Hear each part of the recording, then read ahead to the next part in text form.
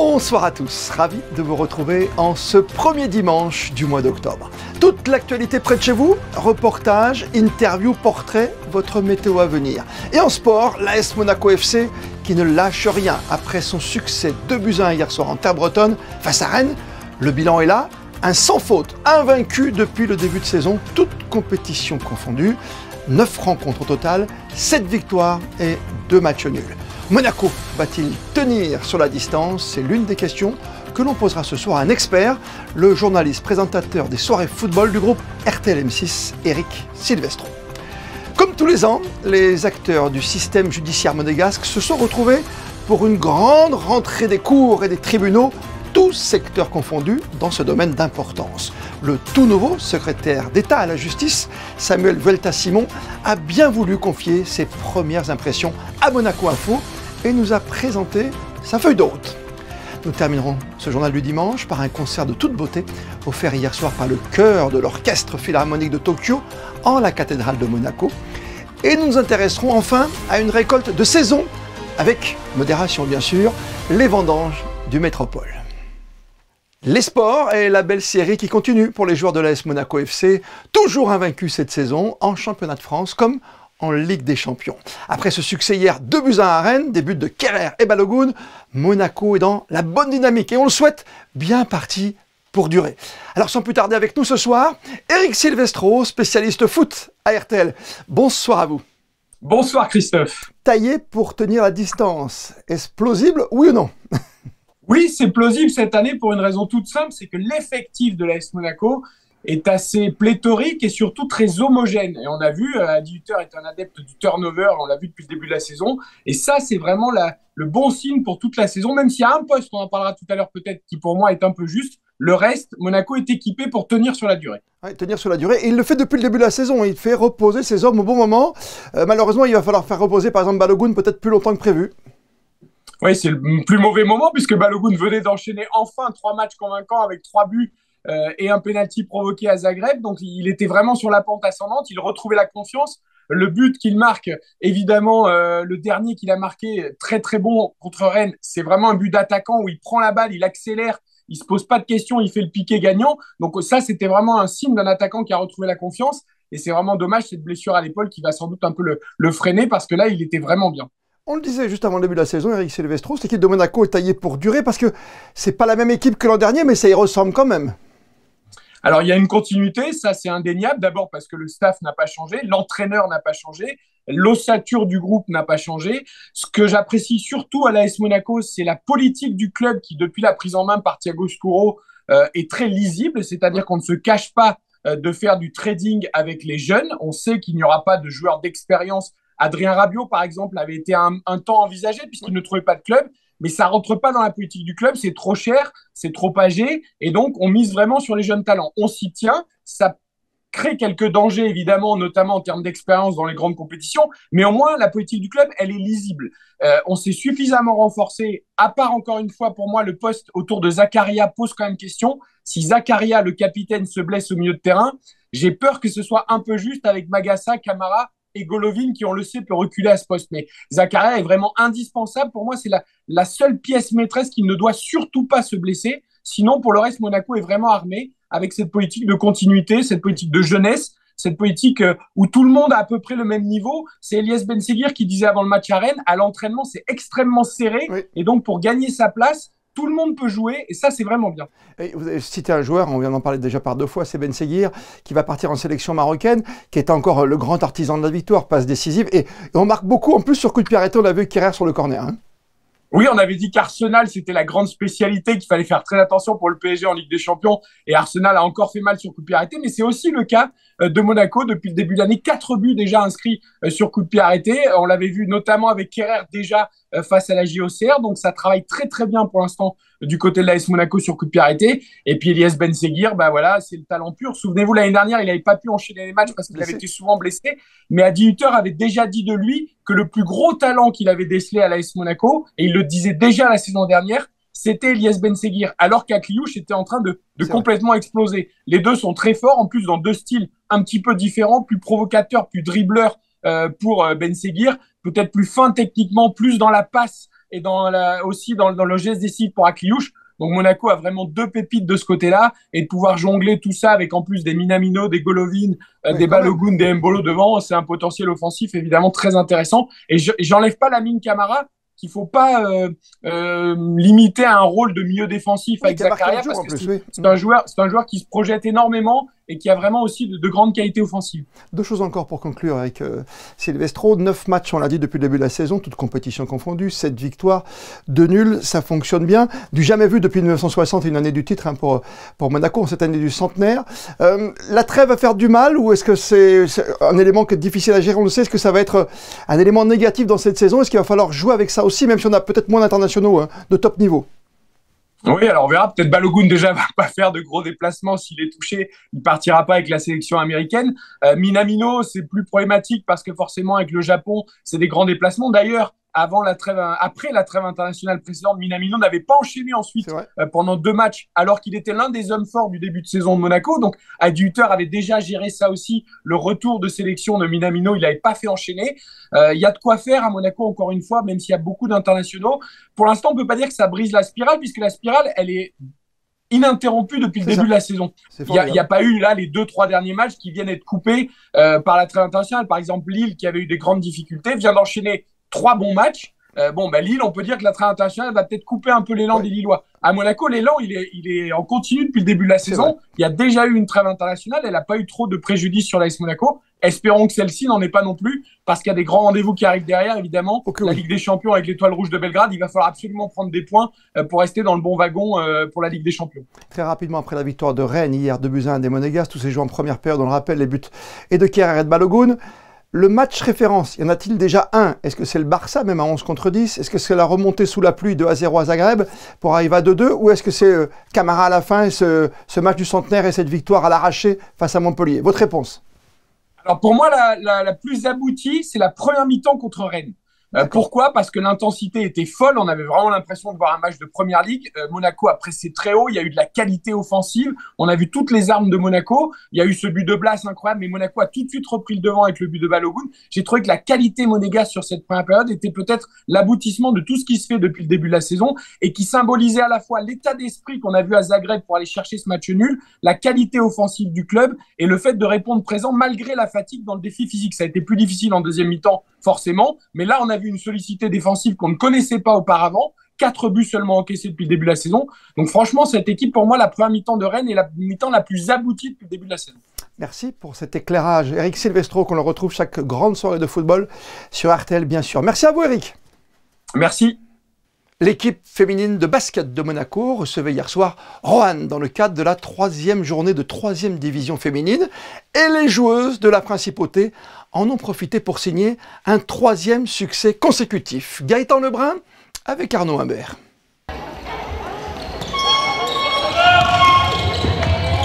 La Monaco Basket Association effectuant sans faute en ce début de saison 2024-2025. Hier, les joueuses de Tara Olga recevaient au gymnase de l'Annonciade l'équipe féminine de Roanne et ont confirmé leur bon début de saison. Les Monégasques ont commencé très fort le match en menant 24-18 à la fin du premier quart-temps. Une avance que les joueuses de la NBA n'ont jamais lâchée, creusant même l'écart jusqu'à 15 points en fin de match. Un 3e succès en autant de matchs pour les joueuses de Monaco qui ont profité de l'occasion pour s'emparer de la première place du classement et peuvent commencer à croire à une montée en 2e division. 3 matchs, 3 victoires. Voilà, on a allé chercher gros match à la SIG semaine dernière. 2 matchs à domicile. Pour l'instant, on est à 100%. Donc j'espère qu'on va continuer comme ça. Objectif, la montée. Et en plus, cette année, on ne joue pas les playoffs. Ça veut dire sur première qui monte. Donc chaque erreur, il va compter. Donc tout faire pour perdre minimum, voire pas perdre. La NBA a aussi profité de l'événement pour réaffirmer son soutien à la santé des femmes en jouant tout de rose vêtu en l'honneur d'Octobre Rose, un mois dédié à l'information et la sensibilisation sur le dépistage et la prévention du cancer du sein. Une tombola a été aussi organisée à la fin du match pour cette occasion. depuis pas mal d'années, on fait toujours un événement pour Octobre Rose. Alors à notre niveau, je veux dire, on n'a pas de prétention plus que ça. Mais voilà, donc il y avait des ballons à gagner, il y avait un maillot du match qui sont magnifiques, on l'a fait exceptionnellement pour ce match. Et puis notre partenaire, la Société de Bain-de-Mer, nous a mis des invitations pour aller manger dans les restaurants de la société. C'est top, voilà, vraiment. Et à notre niveau, comme je dis, mais on participe, voilà, on participe. Prochain rendez-vous pour les joueuses du NBA, un déplacement à Annemasse, samedi 12 octobre, pour la 4e journée de National 1 féminine. Mardi 1er octobre, magistrats, procureurs, avocats, greffiers, huissiers se sont retrouvés en présence du prince souverain pour la traditionnelle rentrée judiciaire. Samuel Vuelta-Simon, le tout nouveau secrétaire d'État à la justice, a bien voulu nous confier ses premières sensations, ses objectifs et ses ambitions aussi. Il a répondu aux questions de Fabien Bonilla. Samuel Vuelta-Simon, bonsoir. Bonsoir. C'était votre première rentrée des tribunaux en principauté. Une réaction tout simplement par rapport à cette rentrée-là solennelle? La première réaction, c'est l'émotion, bien sûr. Hein. C'est l'émotion d'être dans une nouvelle collectivité, communauté judiciaire. Aussi le plaisir que je savoure du fait d'avoir été choisi comme nouveau directeur de service judiciaire, donc secrétaire d'État à la justice, par le souverain. Et c'est aujourd'hui mes premiers pas dans l'institution judiciaire dans son grand complet, avec une réunion qui est assez inhabituelle, moi qui viens de France, où nous avons la cour de révision, le tribunal, la cour d'appel, le parquet général, dans la même salle d'audience avec le souverain, pour célébrer l'entrée dans la nouvelle année judiciaire ce 1er octobre. Alors vous qui avez déjà une belle carrière en France, qu'est-ce qui vous a poussé à accepter cette fonction ? Je crois que c'est une grande curiosité intellectuelle en tant que juriste et que professionnel de la justice. Je trouve que la justice monégasque ne ressemble à aucune autre et les enjeux qui sont les siens sont importants puisqu'on demande, et notamment la collectivité internationale qui nous regarde, demande à la justice monégasque d'avoir la structure, l'ossature, l'envergure de la justice d'un État comme la France, l'Espagne ou l'Italie. Forcément, c'est un souhait aussi du prince, c'est un souhait de la collectivité professionnelle monégasque, mais ce sont des mécaniques très précises, très complexes, et qu'il faut savoir assembler pour réussir à relever le défi de cette vision internationale. Et quelles vont être vos priorités? Autrement dit, quelle est votre feuille de route là? Alors, ce serait prétentieux de vous dire que je viens ou en quelques jours j'ai tracé ce qui semble être la marche à suivre pour l'avenir. Je vais m'y occuper, essayer de faire avec toutes les informations dont je me nourris depuis mon arrivée. Mais je dirais plutôt vous parler en termes de méthode. Et la méthode pour moi, c'est le dialogue. Après avoir fait le bilan des choses que je vois qui peuvent être améliorées ou même mises en place pour que notre justice soit plus performante, plus efficace, plus rapide, c'est surtout le dialogue avec l'ensemble des autres secteurs du gouvernement monégasque, avec le ministre d'État, les conseillers qui travaillent avec lui, pour faire en sorte de créer, toujours potentialiser une interministérialité dans l'action. Moi, je suis persuadé, j'ai toujours fait mienne cette règle. Les victoires, elles se gagnent à plusieurs. Aujourd'hui, vous le savez, Monaco fait face à des exigences internationales, une évaluation par Monéval, reprise par le GAFI. Donc on nous demande non seulement d'être conforme aux standards internationaux, donc les questions de compliance ont été évoquées notamment par Monéval. Je crois que la principauté a bien avancé sur le sujet. Un train de réformes législatives sont venus favoriser cette conformité. Désormais, ce qui est la phase GAFI, on demande à notre justice d'être plus efficiente, plus efficace. Et c'est un peu dans cette partie-là où j'espère y apporter mon expérience. Vous parliez de Monéval, du GAFI. Vous êtes un spécialiste dans les domaines de la lutte contre la criminalité organisée, de la délinquance économique et financière. Est-ce que ça a joué dans votre nomination, selon vous ? Oui, bien entendu, bien entendu. J'ai eu quelques expériences dans des postes où j'étais amené à réformer, créer, imaginer de meilleurs fonctionnements ou même des services entiers. Tout cela sur les thématiques lutte contre la criminalité organisée, crapuleuse, le trafic de stupéfiants, la criminalité financière, le contre-terrorisme. Et c'est vrai que cette appétence pour la lutte contre la criminalité en général, quelle qu'elle soit, m'a amené à candidater sur le poste de secrétaire d'État à la justice. Et vous arrivez dans un contexte complexe, entre le départ précipité de Sylvie Petit-Leclerc, qui était à votre place récemment, l'affaire des dossiers du Rocher. Comment vous abordez ces sujets-là ? Tout d'abord, je ne vais pas commenter ce que le départ ou les conditions du départ de ma prédécesseuse. Il y a des enquêtes en cours.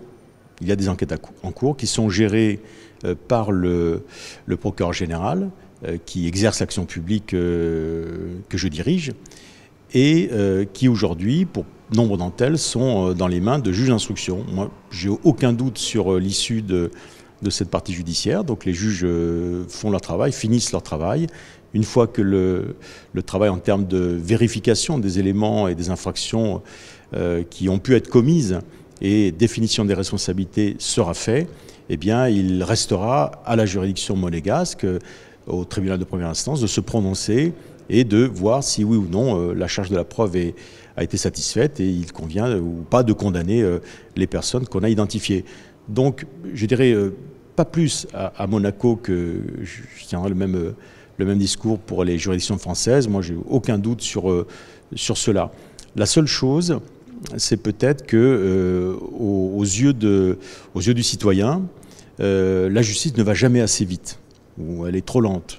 La justice ne va jamais assez vite, et si une enquête est compliquée, complexe, demande des investigations internationales pour vérifier tel ou tel point, demande des actes nombreux de la part des enquêteurs, il est évident que le temps d'enquête sera beaucoup plus long qu'une affaire simple de conduite en état alcoolique ou d'accident de la circulation. C'est évident. Samuel Vuelta-Simon, c'était la rentrée des tribunaux. Nous vous souhaitons donc une bonne rentrée. Merci d'avoir répondu à mes questions. Merci beaucoup.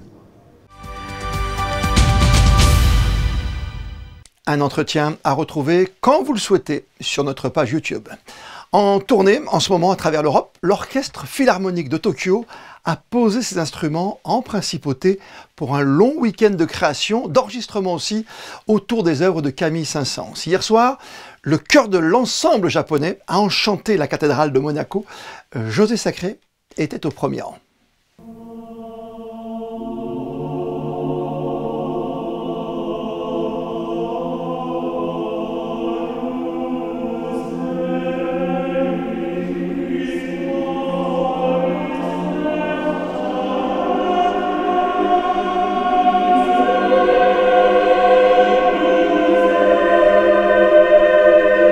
À la cathédrale de Monaco, samedi 5 octobre, après un mot de bienvenue de Monseigneur David, archevêque de Monaco, le prestigieux chœur philharmonique de Tokyo a donné un concert magnifique avec au programme un panorama d'œuvres du Moyen-Âge jusqu'à nos jours, parmi lesquelles le sublime Agnus Dei, Adagio pour cordes de Samuel Barber.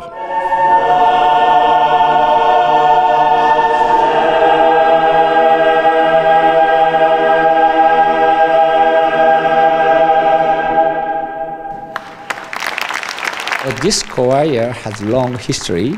This choir was established 1956 already, and so long history. And we created many pieces, and then we made a lot of premiere. The premiere piece, more than 200 pieces. It's our specialty.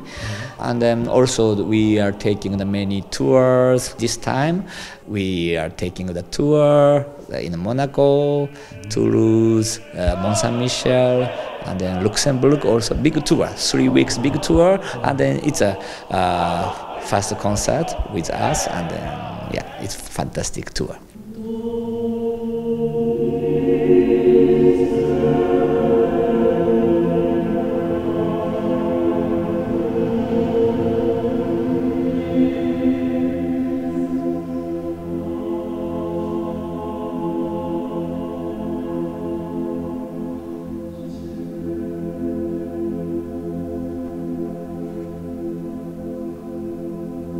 Le Chœur Philharmonique de Tokyo participe ce dimanche 6 octobre à la recréation de L'Ancêtre, opéra de Saint-Saëns, qui fera l'objet d'un enregistrement discographique avec l'Orchestre Philharmonique de Monte-Carlo sous la direction de Kazuki Yamada.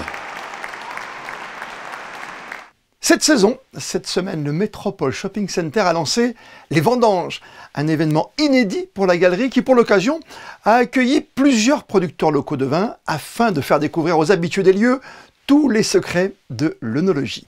Le reportage de Gaëtan Lebrun, accompagné d'Alexa Vial et de Clélia Renaud. Ce jeudi 3 octobre s'est déroulé pour la première fois au centre commercial Le Métropole les Vendanges, un événement cherchant à mêler le luxe, la gastronomie et bien sûr le vin. Plusieurs stands proposant charcuterie, vin ou champagne étaient éparpillés au milieu des traditionnelles boutiques de luxe du centre commercial afin de mettre en avant les producteurs locaux et surtout faire découvrir tout ce que le vin et la mode ont de meilleur à offrir. Le Métropole, c'est déjà un endroit en fait convivial et pour nous c'est important à plusieurs moments de l'année d'organiser des moments festifs, fédérateurs pour accueillir nos fidèles clients et surtout en ce moment, après l'été, c'est un moment de retrouvailles également. Les vendanges parce que c'est le moment des vendanges. Donc ce qu'on a imaginé, c'est d'accueillir, de mettre à l'honneur déjà nos commerçants parce que nous avons de magnifiques marques, Fauchon, Comtesse du Barry qui sont représentés au Métropole, qui vont faire découvrir ce soir des vins, des millésimes particuliers. Mais nous voulions également mettre à l'honneur des producteurs de la région et d'ailleurs aussi, puisque nous accueillons Passion Toscane d'Italie pour découvrir des vins italiens. Cet événement unique et inédit était animé par la présence du maître sommelier Cyril Jegler de la boutique Dionysos à Monaco, qui passait d'un stand à l'autre pour répondre aux questions et renseigner les clients sur la meilleure façon de marier le vin et le luxe. Alors aujourd'hui, le vin et le luxe, il y a un rapport assez intéressant puisque aujourd'hui les vins viennent de la terre. Les vignerons aujourd'hui travaillent le vin avec la vigne, avec le côté bio aussi. Aujourd'hui, le Château Lacoste propose aujourd'hui une promenade d'art, une dégustation appropriée avec de la restauration. Donc c'est ce qui est là qui est intéressant, c'est que ça regroupe tous ces domaines. Le côté intéressant, c'est de pouvoir déguster, voir, être intéressé. Aujourd'hui, Instagram a aussi beaucoup de choses où on arrive à être attiré. Donc le vin attire aussi. Les jolies étiquettes, le côté bio, la sommellerie aussi, parce que les sommeliers aujourd'hui sont beaucoup sur Instagram ou sur beaucoup de réseaux. Donc c'est intéressant. Une première édition des vendanges réussie pour le Métropole qui aura su faire valoir le renouveau et faire découvrir l'œnologie à plusieurs centaines d'intéressés. Le Fairmont Monte-Carlo expose en ce moment une création inédite, un simulateur de pilotage avec la particularité d'être constitué uniquement de bois précieux. Gaëtan Lebrun et Camille Caloni. C'est il y a 4 ans, durant le Covid, que l'ingénieur Vincent Marre a imaginé la conception d'un simulateur permettant de piloter un avion, un hélicoptère ou une Formule 1 au choix. Une magnifique pièce d'ingénierie et de technologie qui a été pensée et réalisée uniquement en bois afin d'allier le côté divertissement et le côté esthétique pour en faire un jeu autant qu'une œuvre d'art. Moi je suis un amoureux du bois, j'aime beaucoup le bois, surtout le bois massif. Surtout aussi parce que personne n'avait fait de simulateur en bois. Les simulateurs existants sont faits en plastique, en composite, en métaux, et donc c'est pas forcément joli d'avoir une telle structure dans un salon. Je voulais faire quelque chose en bois, avec un bois français, qu'on peut en fait pour laisser un simulateur directement dans le salon. Un simulateur conçu et imaginé de la manière la plus éco-responsable possible avec un chêne 100% français et des sièges en mousse naturelle, un choix respectant le développement durable et faisant un petit clin d'œil à la ville de Monaco. Monaco, c'est une principauté qui est orientée vers le développement durable. Son Altesse Sérénissime lui-même est très impliqué à ce niveau-là et associer ce simulateur de course automobile et d'aviation à Monaco, ça a été fait parce qu'il y a le Grand Prix, mais aussi parce qu'il y a une philosophie qui a dans cette principauté au niveau du développement durable et du respect éco-circulaire. Autre le prototype exposé au Fairmont ce week-end, 4 modèles de plus seront réalisés afin d'être tous commercialisés d'ici 2025 au prix de 375 000 € chacun. La météo, c'est avec vous Gaëtan Lebrun et ça va se gâter à nouveau. Bonsoir Christophe, bonsoir à tous. Le mauvais temps est de retour cette semaine en principauté. La pluie devrait s'inviter demain sur le Rocher avec des températures allant de 12 degrés le matin à 18 l'après-midi. Donc si vous avez prévu de sortir, pensez à bien vous couvrir car l'hiver arrive à grands pas. Demain, lundi 7 octobre, nous fêterons les Serges. Alors si vous en connaissez un dans votre entourage, n'hésitez pas à lui souhaiter une bonne journée et une bonne fête. Dès demain, comme tous les lundis, prenez le temps de découvrir un tout nouvel épisode du podcast de Monaco Info signé Geneviève Perty, à retrouver sur tous nos supports digitaux. Son nouvel invité, le petit frère de Charles Leclerc, Arthur, qui s'est déjà fait un prénom dans le sport automobile et un nom avec une nouvelle marque de boisson Made in Monaco. Venez savourer quand vous le souhaitez nos podcasts et ce, à tout moment de la journée. On se retrouve demain, 19h, pour un tout nouveau journal. D'ici là, belle et bonne soirée à toutes et à tous.